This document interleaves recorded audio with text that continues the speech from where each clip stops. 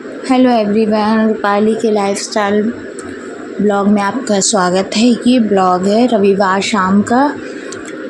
गए हुए थे मार्केट। जैसा कि आप सभी जानते हैं अभी हरतालिका तीज आ रही है, तो उस सभी की तैयारियां चल रही हैं।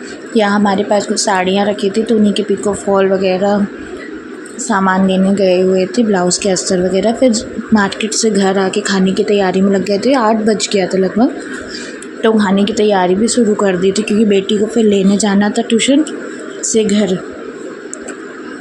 इसीलिए हम जल्दी से अपना खाना आधा ऑलमोस्ट बना के रख के जाते हैं क्योंकि वो आए तो उसको खिला के सुला दें। सोती तो है नहीं मगर फिर भी खा के फुर्सत रहती है तो अपना भी मन एक निश्चिंत रहता है कि चलो बच्चे ने खा लिया।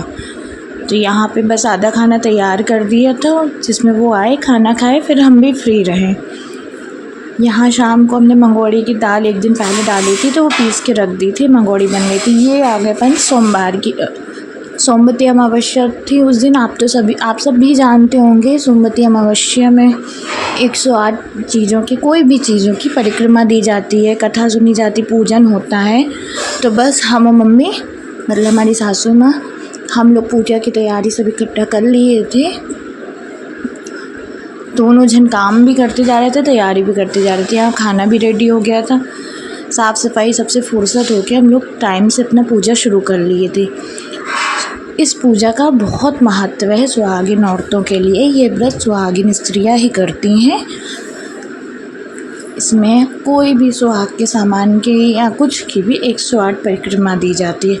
तो अदर तो बहुत सारे लोग होते हैं तो बाहर कहीं जाते हैं, जैसे पीपल के पेड़ में या अपनी अपनी मतलब स्थानों के अनुसार पूजा पाठ करते हैं, जहाँ जैसे जिसके यहाँ की जाती हो। हम लोग अपने घर पे ही कर लेते हैं। तुलसी जी की परिक्रमा पूजन करने के बाद परिक्रमा करके और जो भी सामान देना हो वो रेडी रखते हैं, तो उसी की परिक्रमा दे देते हैं। हमने रुमाल और टॉफ़ी की दी थी जैसा कि आप देख रहे हैं। बस यही काम। और यहाँ पे आप देख रहे हैं मौसम बहुत अच्छा है। धूप बादल जैसा माहौल था, लेकिन ठीक है, अच्छा था। गर्मी सी हो रही थी बट हाँ ठीक था। और ये लीजिए हमारा पूजा वगैरह का हो चुका था। मम्मी थक गई थी तो मम्मी को बोला आप बैठ जाइए, हम 108 की देंगे। हर बार नहीं दे पाते थे, इस बार हमारा मन था कि 108 ही परिक्रमा हम देंगे पूरी। तो फिर हमने दी रही, मम्मी बैठ गई थी और ये हमें 108 परिक्रमा पूरी हो गई थी। तो बीच बीच में पता है लग रहा था चक्कर से आ रहा हूँ, प्लीज़ नहीं आना चाहिए चक्कर हमको। फिर भी मन डाइवर्ट किया और अपनी परिक्रमा पूरी की।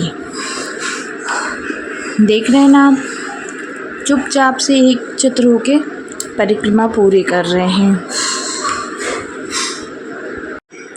यहाँ परिक्रमा पूरी हो गई थी, अब आरती की बारी थी तो हमने ये सब सामान रख लिया था। हमने ये सब परिक्रमा दी हुई थी तो सामान को समेटना भी रहता है, बारिश आती है। पूजा हो गई थी, दोपहर के सारे काम हो गए थे। अब शाम को फिर मार्केट जाना था, मम्मी को भी कुछ काम था, हमें भी थोड़ा सा सामान लेना था, तो हम मम्मी निकल गए मार्केट की ओर। फिर मार्केट में रास्ते में इतनी भीड़ थी, इतनी ज़्यादा भीड़ थी कि आधा सामान लिया, आधा तो भूल गए भीड़ को देखते हुए। लग रहा था कि बस चलो घर। एक तो लेट भी बहुत होता है ना, जगह जगह भीड़, ट्रैफिक। एक दुकान जाओगे तो भीड़ भी मिलेगी, तो जितना हो सका उतना ले लिए, बाकी अगले दिन के लिए छोड़ दिए।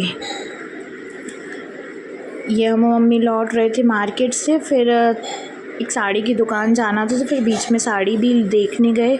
साड़ियाँ देखी कुछ अपने लिए, मम्मी के लिए। तीज की शॉपिंग तो चल ही रही है बराबर। वही शॉपिंग को पूरी करने के लिए एक आध साड़ी समझ में आई कि चलो लेते हैं, तो वही देख रहे थे। अच्छी लग रही है ना साड़ियाँ? आप भी बताइएगा कैसी लगी साड़ियाँ। मेरे को तो बहुत अच्छी लगी, एक से एक साड़ियाँ। यहाँ हमने साड़ियाँ ले ली थी, साड़ियों के साथ साथ फॉल, पीको, अस्तर, ये सारा सामान भी ले लिया था और कुछ सब्जियाँ भी ली। फिर आए थे तो ये भी कर लिया, बाकी सामान अगले दिन के लिए छोड़ दिया। अगर आपको मेरा ब्लॉग पसंद आया हो तो प्लीज़ सब्सक्राइब कीजिए, लाइक कीजिए, कमेंट कीजिए और मेरे साथ ऐसे ही बने रहिए। Bye bye.